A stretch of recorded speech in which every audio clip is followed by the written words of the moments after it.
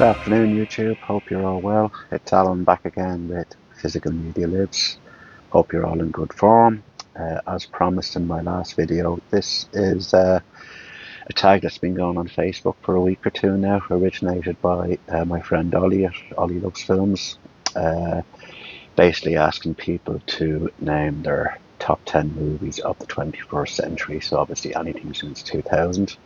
I was tagged in the post by the lovely Jodie at Jodie's Realm of Movies. I'm going to leave links to both channels in the comments so you can go over and have a look. Interesting challenge. Decided to do it the hard way and rank the films as well too, which made it doubly difficult, but always one for a challenge. Jodie, thanks very much for the tag. Have enjoyed it immensely actually. It actually reminded me that we often have a habit in the present day of saying, oh, they don't make great movies anymore, but if you actually take the time, they do. Maybe they're not as plentiful as they used to be, but there's certainly great movies that have been made since 2000, and some of them are in my list now. I am going to have a few honourable mentions as well, so again, thanks Jodie for the tag, and I wish you well. Jodie's just moved into a new home, so unpacking boxes and trying to get some normality back into life. I know how difficult that is. Hope you get through it well, Jodie, and the new home gives you and your other half many years of happiness. So I'm going to give a few honourable mentions first before I jump into the top 10. I almost made it, but just not quite. Just to make you aware, the criteria for me selecting my top movies from this century is basically I have to own them physically. Obviously, I have to like the films, and I do think the word great can be misused a lot sometimes. You know, we come out of seeing a movie, so that was a great movie. You know, you say it on the spur of the moment, but in my opinion, a movie only becomes great over a period of time when people, you know, maybe rewatch it or people's perspective changes on it. Like sometimes the timing of when a movie is released can be wrong. Perfect example, I think, is The Shawshank Redemption, which would be on most people's all-time great list of movies. Bombed at the box office, only really found a following in physical media at a later stage. So, you know, it's all about getting it out at the right time as well. But anyway, we'll crack on because there's a fair bit to get through. Hope you enjoy my selections. I think a few of them will surprise you. I do have a soft side to me, but I'll give you the few five honourable mentions first. First one I'm going to go with is this really fantastic horror film, which is actually shot in my hometown of Dublin. No bias, obviously. I just think it's a wonderful film. Abigail, the kid that plays Abigail in it is really astonishing in it. It's not a very well-known cast apart from Giancarlo Esposito, maybe quite well known, but he's only got a small role in it. This is a wonderfully dark, delicious comedy with great underlying black comedy tones to it. It's just so well done. It's so enjoyable, and really looks fantastic in 4K. This is a 4K release I picked up from Turbine in Germany, so don't know if it's still around or not, but it's well worth getting. But really, really fun movie, very, very rewatchable. So almost made it, but not quite.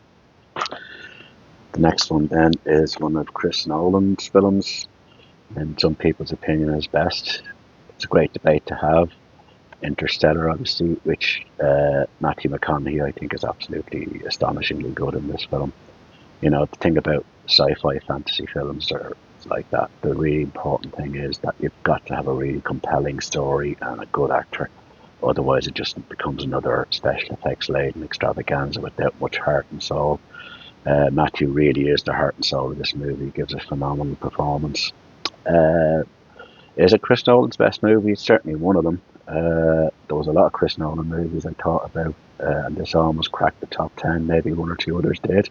We'll find out soon, but it is a wonderful movie and definitely almost made the top 10, but just not quite. But fantastic film nonetheless. Uh, After that is a film that I don't really hear mentioned a lot anymore, but I remember seeing it in the cinema back in the day. It wasn't terribly successful, but I did pick it up on Blu-ray sometime later. It's Children of Men. Fantastic film. This I really, really like this film. Clive Owen and Julianne Moore, Michael Caine. So solid cast, really, really good story. Uh, Expertly acted and put together. Why the film wasn't a huge hit, I don't really know, to be honest with you. Haven't seen a 4K release for this yet, which I'd love to see. But really, really compelling film, unique story point. Um, If it's out there on Blu-ray, even I might try and pick up. This is actually on DVD, not Blu-ray, but just a really, really good film. I think the best thing Clive Owen has done, and he's an actor that I like a lot, so that's saying something. Another honourable mention for Blood Diamond, which I think is a wonderful film. I'm not a massive DiCaprio fan, but I do respect him. Sometimes I think he tends to pursue projects that will land him an Oscar or whatever, and in my opinion, if you just concentrate on doing good films and giving good performances, then the awards will follow themselves. But having said that, this is a wonderful film. Really, really enjoyed it. It's got a very convincing South African accent in it. Very compelling film. Quite tense in places. Plenty of action. Really good story. Excellent performance by him, as I said. It almost made it, but not quite. That's Blood Diamond. And then the last honourable mention is another Chris Nolan film. Maybe the one that kind of got him noticed uh, early on in his career. Insomnia maybe, but maybe Memento more so. Really interesting premise for a film.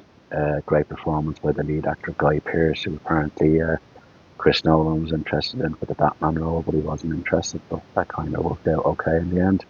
This is a really, really well done film. Unique story, perspective. Very enjoyable.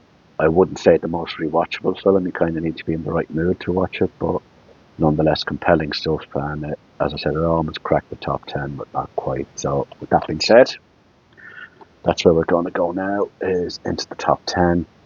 My top 10 films of the 21st century. And hopefully I'll be around at the end of the century to do an even lengthier list, maybe a top 25 or something like that. We'll do our best anyway. Okay, so coming in at number 10. Never really heard this film get mentioned too much now. It was made in the year 2000, so just about made it. It's the 21st century. It's Gladiator. Uh, Fantastic film. Really, really fantastic film. Massively enjoyable. Directed by Ridley Scott and Russell Crowe. Apparently, from what I've read and seen in various documentaries, a troubled production. The script was kind of been thrown together day by day.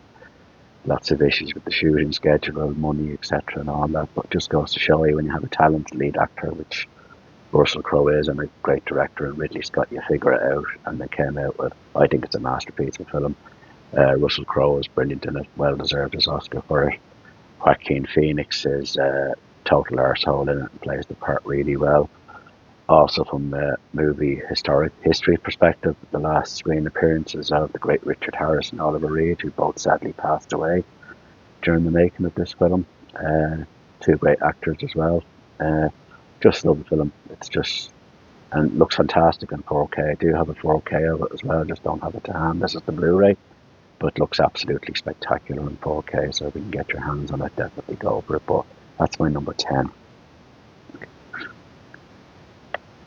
Coming in at 9, it's a Tom Hanks film, Captain Phillips, based on a true story.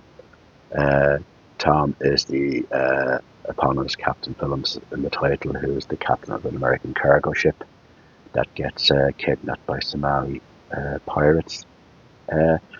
Tom Cruise has been around such a long time, and sometimes I think he's an actor that we can take for granted a little bit. He's done so many varied roles in so many different genres, and sometimes when a guy's been around that long, you tend to forget what a really, really good actor he is, and Tom's absolutely fantastic in this film. Based on a true story, as I said, and the tension never lets it without. It's just so well done, beautifully written, produced, directed, and acted. There's a scene towards the end of the film when Tom is being interrogated by the FBI, I think, as he's been rescued from the pirates, and he has basically a full-scale meltdown, and the acting in it and the emotion he conveys in it is absolutely wonderful. So I don't think we should ever forget how talented this guy is, and always comes across as a decent guy as well too. It's an epic film. I picked this up at a really good price on a 4K steelbook here not so long ago, because it's primarily outdoors. It looks spectacular in 4K as well, but it's a really, really wonderful film. If you haven't seen it, definitely try and invest in it in some shape or form, because I actually think it's one of the best performances of his career. So Captain Phillips with Tom Hanks is my number 9. Ah, coming in at 8, guess another Hollywood icon, the great Clint Eastwood in Gran Torino, playing a character called Walt Kowalski, heart beating underneath that, and he conveys it so well. You know, people talk about his production and his directing and whatever. I don't think he always gets the credit for the quality of actor that he is. I just think he's astonishing. This is one of the great Hollywood careers, and this is a wonderful, wonderful film. Rewatched it many times, and I just think he's compelling in it. So that's my number 8, Gran Torino. Coming at 7, this is a film, Silver Linings Playbook, with Jennifer Lawrence and Bradley Cooper are the main stars. Robert De Niro's in there as well, and one or two others. I'm always drawn to films that explore the mental health issue, particularly amongst men. Maybe because, I don't know, maybe I'll talk about it someday in one of my videos. I've had my own mental health struggles over the years, so when anybody highlights it in cinematic form, I tend to be interested and see how they explore it. And they explore it in a very worthwhile, tasteful way here. Bradley Cooper's the main lead in it, a teacher who's just come out of a mental institution and trying to integrate himself back into normal life and reconcile with his ex-wife. Jennifer Lawrence plays a girl that comes into his life, and basically the whole film is their exploration of the relationship developing between the two of them. Could be classed as a romantic comedy, could be classed as a psychological drama. I think that's the trick to a great film, in my opinion, that you kind of can forget about the genre because it kind of elevates itself above the genre. It just becomes its own thing. This film certainly does that. Great performances by both the leads. Jennifer Lawrence, I still think it's the best thing she's done, and she's done some good stuff. Greatly admire her as a person and as an actress. And Bradley Cooper just goes from strength to strength, both as producer, director, and actor. Very, very talented guy. And De Niro gives a very understated performance, but a really good performance in this.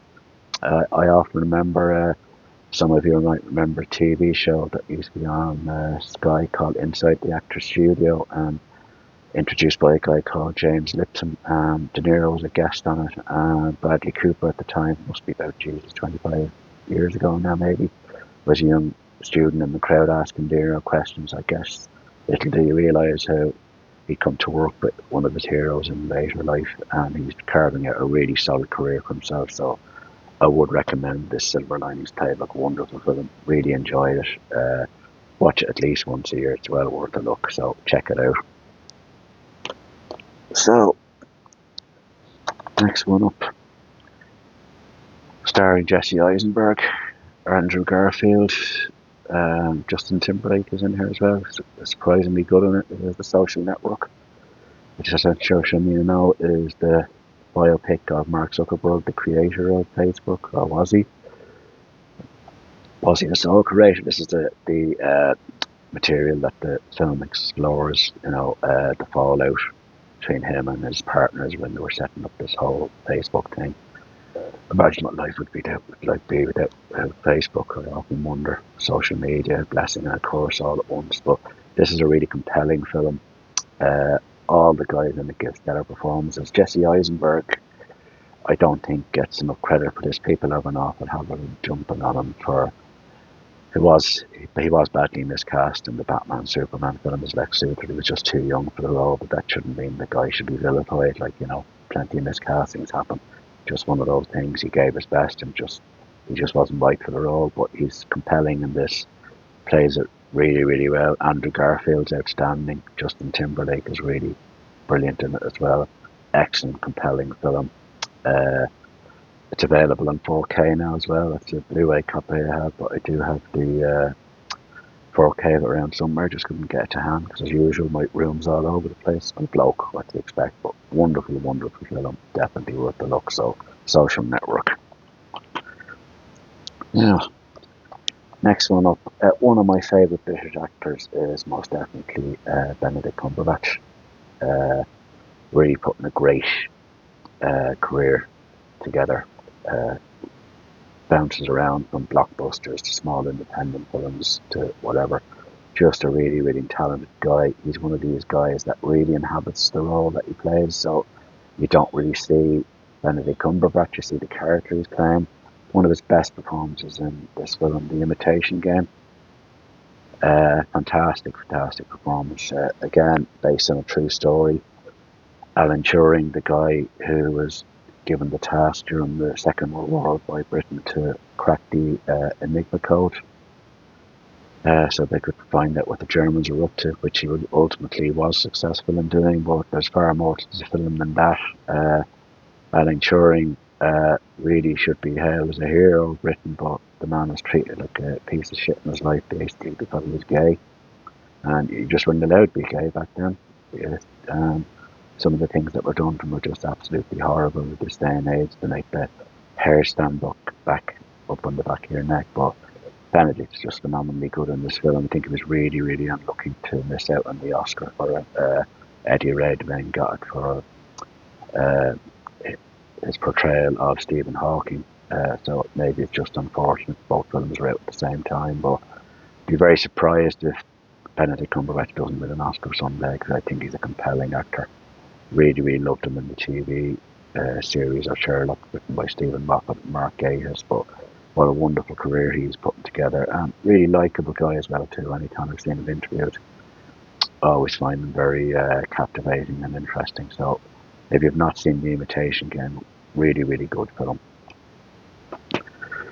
So now, for those of you that know me well, you know I'm an absolute Batman freak, have been since the early to mid 70s, collected a lot of the comic books.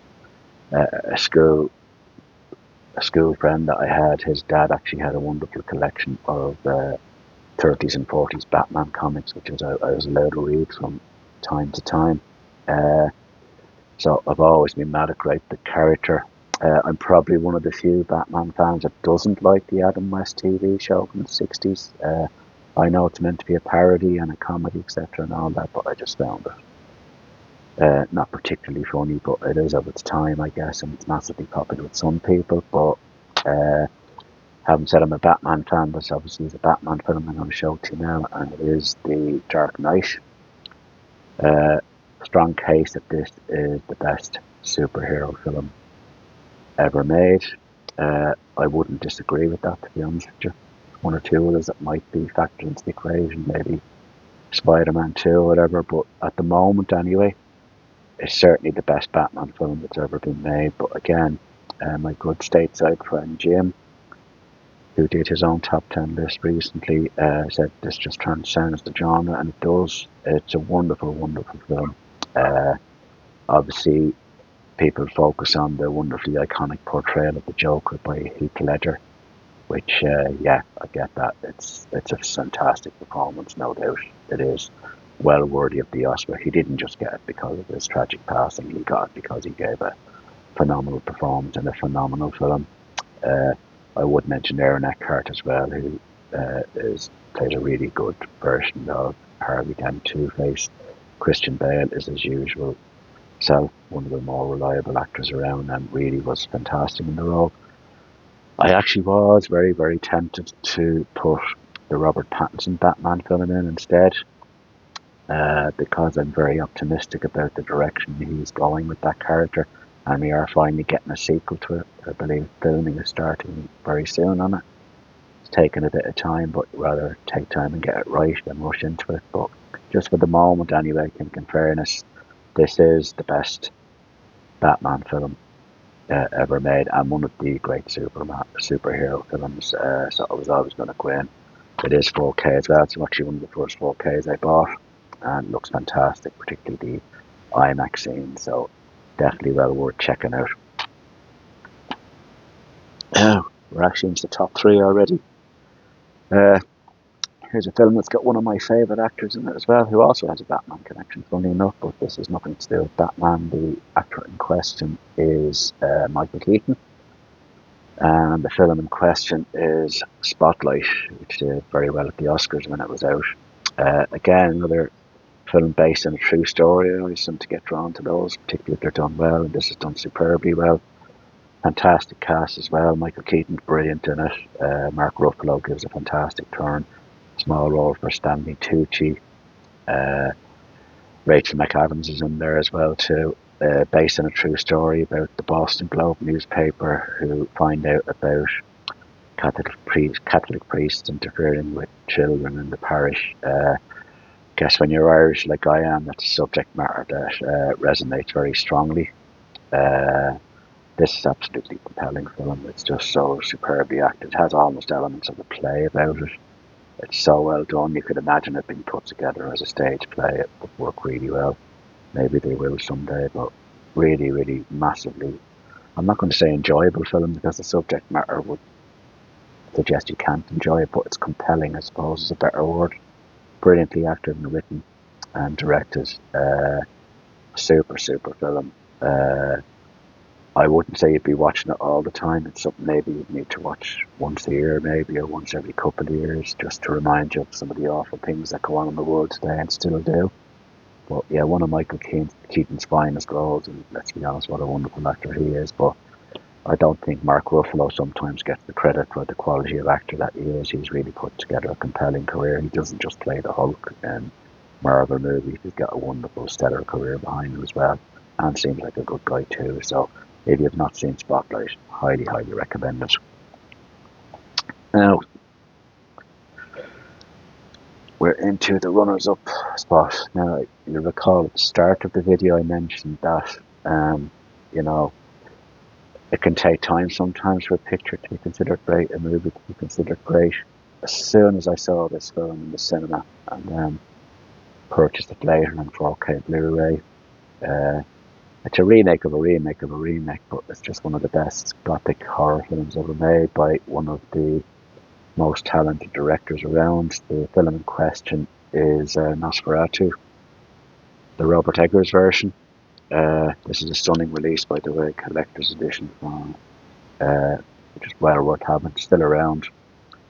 Phenomenal 4K transfer, but obviously the original 1920 silent film is considered a stone cold classic, which it is. There was one done in the late 70s with Klaus Kinski as well, which is okay. I wouldn't say it's in the same league as this or the original, but this is just a compelling film. It's just shot beautifully. It just looks absolutely phenomenal on 4K. Some people have compared it to the Francis Ford Coppola Dracula film. I can understand why they'd make the comparison because there's a strong romantic element to this as well too.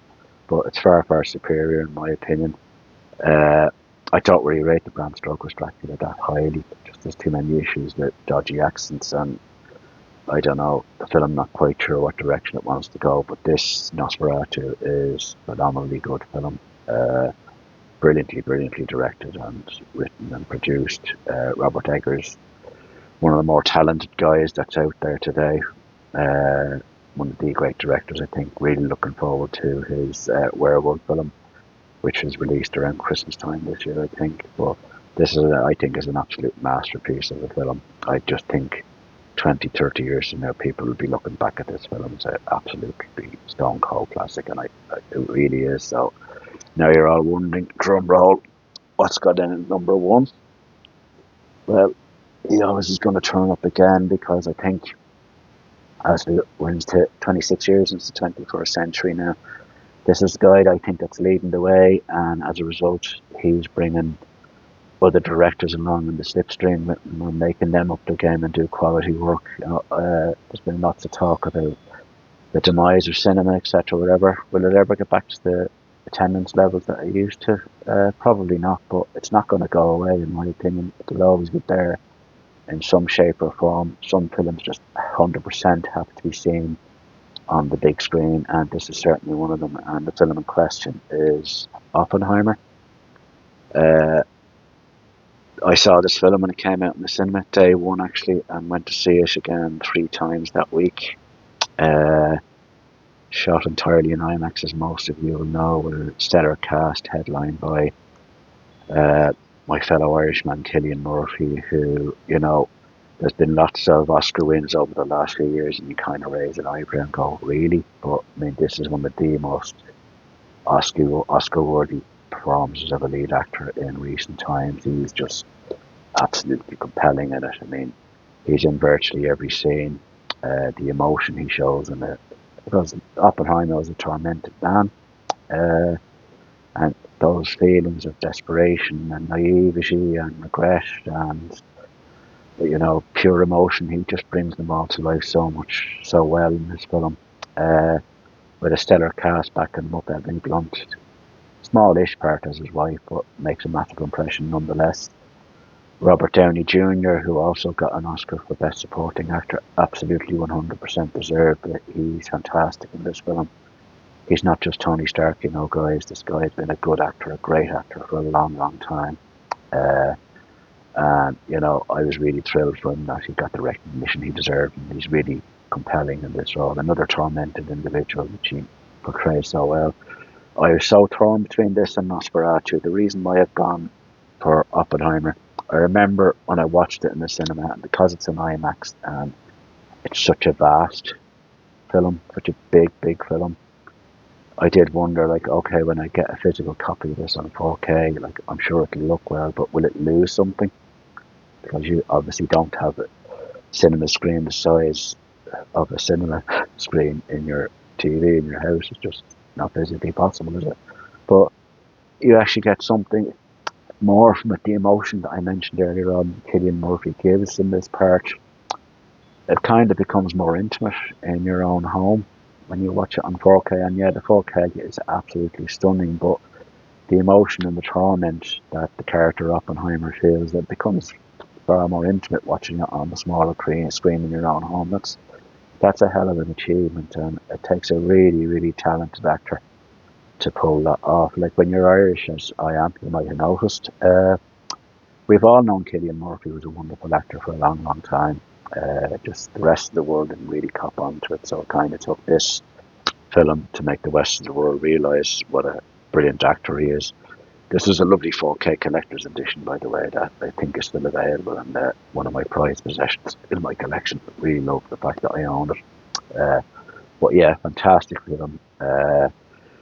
Recently, actually, a few months back during the summer of last year, they ran a Christopher Nolan festival in one of the cinemas in town, and we ran a lot of his films, the Dark Knight trilogy, Oppenheimer, Interstellar, amongst them, and went back in to watch it again. It's just so rewatchable, and as I said, just one of those films that has to be seen on as big a screen as possible, preferably IMAX, which was the case here. But as I said, why I made it number one is you lose nothing by watching it on your home system. And as I said, the emotion uh, and the greatness of Cillian Murphy's performance really comes through in a more intimate fashion on your smaller screen TV. So that's why it's my number one. So this has been a really great challenge that Jodie set me. Thanks again, Jodie. Really enjoyed it immensely. Glad it's done now. Uh, so what remains for me to do now is I need to tag 2 or 3 people myself that I think might like to get on board with this and do it themselves. So I'm certainly going to do that. I'm going to tag my good friend Keith at Euphoria Pictures. I think this is right up your alley, Keith. I think you'd enjoy putting this together. You've got a wonderfully eclectic taste in movies like myself and the rest of us in the community. So I really look forward to seeing what you put together with this in your own good time, obviously. And do feel free to tag people yourself. That's the whole point. I would also like to tag my good friend Mike Wilcox, that other retro guy. I'm going to put tags to all these links to all these guys' channels in the comments as well, by the way, guys. Mike's become a good friend the last while. And again, a very eclectic taste in movies, very educated taste in movies, very knowledgeable. I think you'll enjoy doing this as well, Mike. I hope you do anyway. It's definitely worth a bash, I think. And I'd be very interested to see what your list looks like. And one other person, I'm going to go with somebody I've been getting to know a lot the last few months as well. And that's Peter PlaytendoGuy. Really enjoy his channel, really quirky guy with a wonderful sense of humour and great taste in movies. Always enjoy his streams. So Pete, I think this is right up your alley as well too. You've got a really solid eclectic taste in movies as well too. So I will look forward to your list with great interest. So best of luck with that, guys, and do it all in your own time. And don't forget to tag people yourself. It's all parts of the fun. My thanks to Ollie again for initiating this idea in the first place, and Jody for tagging me. Delighted to take part. Uh, Ollie, by the way, who I will leave a link to his channel in the comments as well, does wonderful streams on Monday nights around this 8 p.m. mark or thereabouts, or 7 p.m., something like that. They're always great fun. Jody often appears in them. So if you're at a loose end some Monday evening, it's well worth tuning in to have a look. They're always great fun. Just great guests, and there's also the president of the Irish Louis Armstrong fan club private job, which I'm sure Ollie will get. So again, Jody, thanks a lot for the tag. Glad it's all over now. I can tidy up my room and put all the stuff back where it belongs. Maybe in a day or two. I'm not going to do it straight away. Thanks for watching, folks. Hope you enjoyed it, and we'll catch you all again soon.